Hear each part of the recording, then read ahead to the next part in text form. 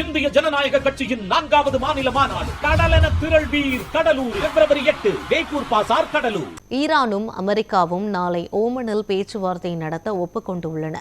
ஈரானுக்கும் அமெரிக்காவுக்கும் இடையே போர் பதற்றம் ஏற்பட்டுள்ள நிலையில் அதனை தணிக்கும் வகையில் நாளை துருக்கி நாட்டின் இஸ்தான்புல் நகரில் பேச்சுவார்த்தை நடத்தப்படவிருப்பதாக தகவல்கள் வெளியானது. ஆனால் தற்போது பேச்சுவார்த்தை நடைபெறும் இடத்தில் மாற்றம் செய்யப்பட்டுள்ளது. அதன்படி நாளை ஓமன் நாட்டில் பேச்சுவார்த்தை நடத்த ஈரானும் அமெரிக்காவும் ஒப்புக்கொண்டுள்ளன. இதனை இரு நாட்டு அதிகாரிகளும் தெரிவித்தனர். எனினும் பேச்சுவார்த்தைக்கான பொருளில் இரு தரப்புக்கும் இடையிலும் கருத்து வேறுபாடு நிலவுகிறது. அணுசக்தி திட்டம் குறித்து மட்டுமே பேச்சுவார்த்தை நடத்தப்பட வேண்டும் என்று ஈரான் தரப்பில் தெரிவிக்கப்பட்டுள்ளது. அதே நேரத்தில் ஈரானின் ஏவுகணைகள் குறித்தும் பேச்சுவார்த்தை நடத்தப்பட வேண்டும் என்று அமெரிக்கா வலியுறுத்தி வருகிறது.